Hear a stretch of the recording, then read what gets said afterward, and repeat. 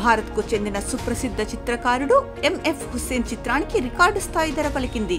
గ్రామయాత్ర పేరుతో గీసిన చిత్రం వేలంలో ఏకంగా 118 కోట్ల రూపాయలకు అమ్ముడుపోయింది. దీంతో భారతీయ చిత్రకళలో ఇది అత్యంత ఖరీదైన కళాఖండంగా రికార్డులకెక్కింది.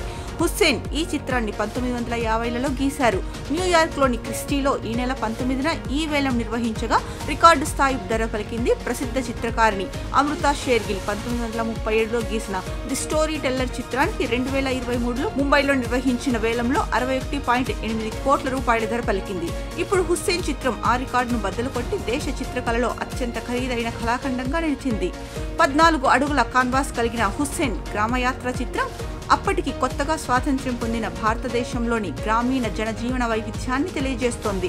ఈ చిత్రాన్ని 1954లో నార్వేకు చెందిన డాక్టర్ లియాన్ ఎలియాస్ వోలోదారోస్కి కొనుగోలు చేసి 1964లో ఓస్లో యూనివర్సిటీ ఆసుపత్రికి అందించారు. ఇప్పుడు ఈ చిత్రాన్ని అమ్మగా వచ్చిన మొత్తాన్ని యూనివర్సిటీ వైద్య విద్యార్థులకు శిక్షణ ఇచ్చేందుకు ఉపయోగిస్తారు.